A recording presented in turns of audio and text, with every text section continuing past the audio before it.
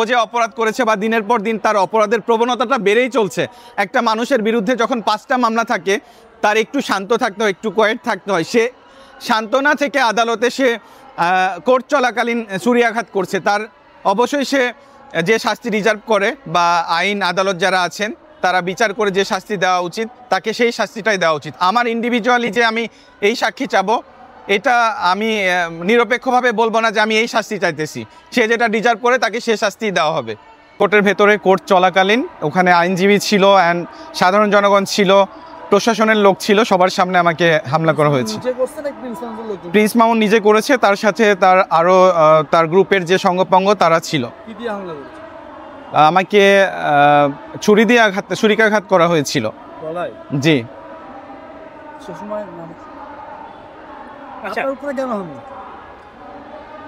আমি লায়লার সাক্ষী হিসেবে আছি এবং লায়লার সাথে আমি, প্রিন্স মামুন আমার বন্ধু ছিল, সেই সুবাদে লায়লার সাথে আমার পরিচয়। আমি ওকে ভাবি বলে ডাকতাম। শুধু তাই না, আমি প্রিন্স মামুন আমার বন্ধু ছিল, বন্ধুর ওয়াইফ তো ভাবি হয়, তাই না? ওয়াইফ ছিল। জি। ধর্ষণ মামলায় তাহলে ওয়াইফ কিভাবে কেন? আচ্ছা, ভালো। আচ্ছা, জি জি। প্রথমত আমি বলতে চাই, ভালোবাসা কোনো বয়স মানে না।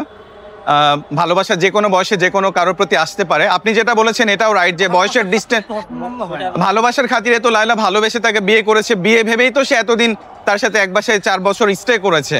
পরবর্তীতে মামুন যখন অস্বীকার করেছে তখন তাকে মামলা দেওয়া হয়েছে।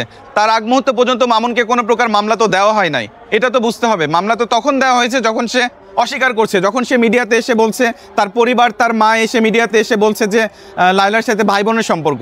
ভাই বোন তো কখনো এক বাসায় একই রুমে থাকতে পারে না, আর এটা আমি নিজের চোখে দেখেছি। না, কখনোই এরকম কিছু না। লায়লা এক মামুনকেই পছন্দ করেছে এবং মামুন এখন পর্যন্ত সীমাবদ্ধ আছে। সে তা কখনোই করে নাই। লায়লা এই ধরনের মেয়ে হতেই পারে না। আমি তাকে বড় বোনের মতো সম্মান করি এবং আমি তার বাসায় গিয়েছি, দেখেছি। কখনোই লায়লা এই ধরনের কোনো আচরণ, প্রিন্স মামুনের সাথে যে সম্পর্কটা ছিল, এই ধরনের আচরণ লায়লার জীবনে আমি কখনো কোনো ছেলের সাথে হইতে দেখি নাই। এবং এই সত্য কথাগুলো যখন আমি সোশ্যাল মিডিয়াতে এসে বলেছি, এই বিয়ের ঘটনা এবং তারা বাসায় 4 বছর একই ছাদের নিচে হাজবেন্ড ওয়াইফের মতো থেকেছে, এই কথাগুলো যখন এসে আমি বলেছি, না না, লায়লা একই কথা বলে নাই না। এটা তো আসলে সত্য কথা যে কন্টেন্ট পারপাসে আমরা বিভিন্ন, আচ্ছা আচ্ছা, না এটা তো কন্টেন্ট পারপাসে, এটা হচ্ছে ইউনিভার্সাল ট্রুথ যে কন্টেন্ট পারপাসে করেছে। কারণ কন্টেন্ট ক্রিয়েটর যেহেতু আমিও, কন্টেন্ট ক্রিয়েটর যেহেতু যার বিরুদ্ধে আজকে আমি কথা বলতে আসছি মামুনও, সে কন্টেন্ট পারপাসে বিভিন্ন মেয়েদের সাথে ভিডিও করে। লায়লাও বিভিন্ন ছেলেদের সাথে কন্টেন্ট পারপাসে ভিডিও করেছে, কিন্তু মামুনের সাথে যে সম্পর্কটা ছিল সেরকম সম্পর্ক লায়লার আজ অবধি কারোর সাথেই হয় নাই। তো মামুনকে ব্লাইন্ডভাবে ভালোবেসেছে অ্যান্ড হচ্ছে তার সব কথায় বিশ্বাস করতো, সে যেভাবে বলতো লায়লা সেভাবেই চলতো। And say G, Laila innocent তো অবশ্যই। ইনোসেন্স না হলে তো একটা ছেলেকে সে কখনোই, সে বিয়ে করেছে বা বিয়ের নাটক সাজিয়েছে, যেভাবেই রাখুক না কেন, 4 বছর তো কেউ বাসায় রেখে ভরণ পোষণ দিয়ে তাকে পালবে না যদি সে ইনোসেন্স মাইন্ডেড না হইতো। এই দিক দিয়ে ব্লিডিং হচ্ছিল, আমাকে পিপি সাহেব টিস্যু এনে দিয়েছে, টিস্যু দিয়ে আমার ব্লাড থামা যাচ্ছিল না।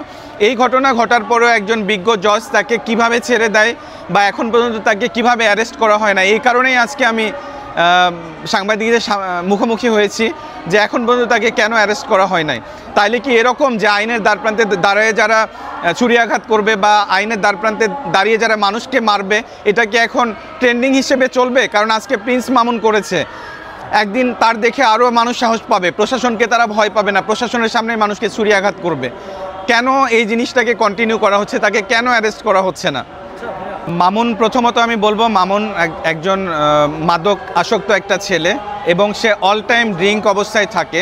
একজন নেশাখোর কখন কি বলে, তার পরিবার কি বলে, এগুলো আসলে মাইনে রাখে না। লায়লা তাকে ভালোবেসেছে, তার সাথে সারা জীবন থাকতে চেয়েছে, এটা হচ্ছে সত্য ঘটনা।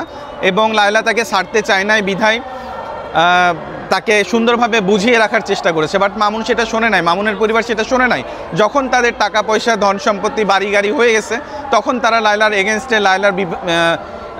এগেনস্টে বিভিন্ন এলিগেশন দাঁড় করিয়েছে।